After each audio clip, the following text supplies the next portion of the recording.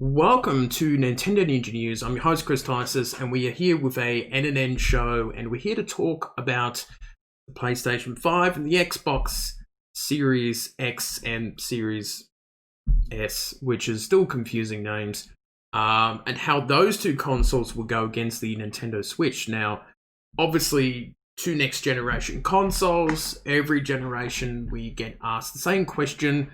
Is Nintendo doomed? Is the Switch not going to be as successful because of new consoles entering the market and all that sort of thing? So this has always been asked since every console generation, with the GameCube, and how will the Wii deal with it, and the Wii U, and, even the 3DS and the DS. Is this it for the Nintendo?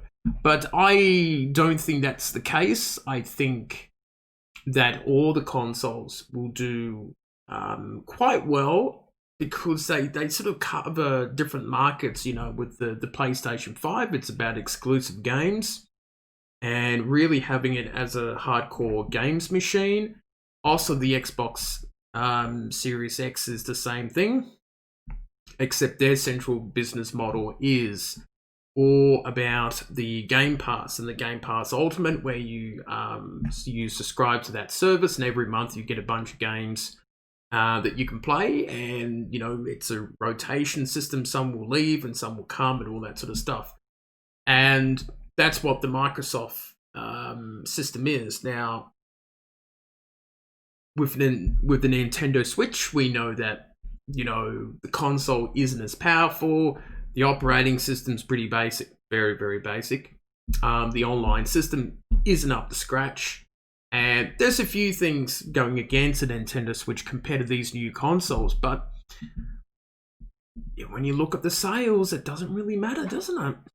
Nintendo Switch in the last couple of weeks has, with Nintendo's announcement, that it's hit about 68 million units sold, and it will definitely cross 70 million. And it is more than likely to overtake the 3DS, which was discontinued and sort of sat on around the 80 million mark. Hang on.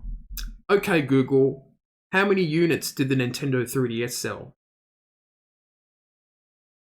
Here's a summary from the website Statista.com. In the 2020 financial... Well, that's terrible, Google. That's terrible.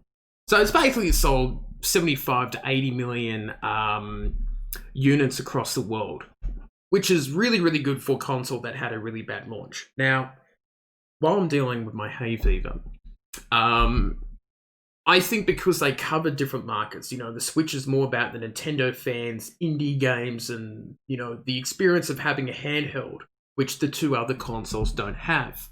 I think because they cover different parts of the industry, I think it will be fine. It's like, the PS5 is coming and mobile phone games are doomed. I think they're just different markets, and I think that's why that the Nintendo Switch will do well. The Switch is on its way to make 100 million units sold, and the PS4 has gotten 115, probably will hit 120, 130. Xbox, I had no idea how much that sold, probably about 50 million or a bit more. I have no idea, to be honest. Someone should tell me that in the comments section. But every generation, people think that Nintendo's doomed, and there's a few, that the company will need to quickly release the Switch Pro. And yes, there are rumors that one will come out next year, and who knows what that will have. We don't really have much of an idea. And I think that Nintendo will be fine. I think the only concern is about Nintendo's output of games. Yes, we're getting Hyrule Warriors and Pikmin 3, but there's been a lot of ports and remakes from Nintendo, and it seems like they're leaning heavily on that for some reason. Maybe because they just don't have the abilities to crank out new games that often, or they're very busy working on the next Zelda and Mario games. You just don't know. So I've had a little look at the PS5 online. It looks really, really good. I like the new UI and things like that. The Xbox looks pretty cool too, with the little tower, which looks really impressive as well. I think the two problems about the new next-gen consoles, and there aren't that many problems, they're really snappy, slick consoles, is the storage. the PS5 only has about 660 gig, and some of these games are 100 gig plus, so you may only be able to fit maybe 6 games, 6 sort of AAA games or under on that hard drive. The expansion port, where you put more hard drive space in there, is not working at launch, which isn't great. And you also have the problem of you've got to buy special hard drives, special SSD hard drives, which cost into the hundreds of dollars, which is not going to be easy. This is going to be an expensive generation, with games going over $100 here in Australia, some going for about $120, $130 here in Australia, which is quite a lot.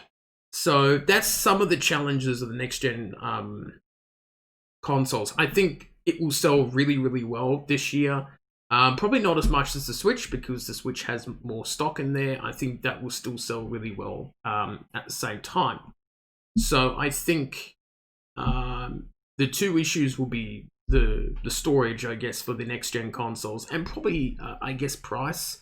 After all the hardcore gamers go out and buy it, with the pandemic and a lot of job losses and things like that, I'm not too sure who's going to be running out and buying a PS5. Will be interesting. You might see a lot more trade-ins with PS4 and the Xbox One, which is Xbox X now. It's so confusing, those names. But don't worry, I support the company that made up the name New Nintendo 2DS XL. So, we're pretty good at making up bad names too. So overall, I don't think there's much of an issue here. And I didn't really feel like making this video, but you gotta make these type of videos and put it out and say, there's nothing wrong, no problems. I think with Nintendo heading into the future, and I think things will be absolutely fine for them and Sony and Microsoft. It looks like the gaming industry is pretty healthy, but we'll be keeping an eye on things like microtransactions or any funny things that happen during this next generation. But it's a fun time to be a Sony and a Microsoft fan today with new consoles. So I'll be looking forward to it. And one day I'll get a PS5 next year, but we'll see how it all goes. But let me know if you've bought the new consoles, what you think about them, and everything in between. So that's it for me. I'll see you next time.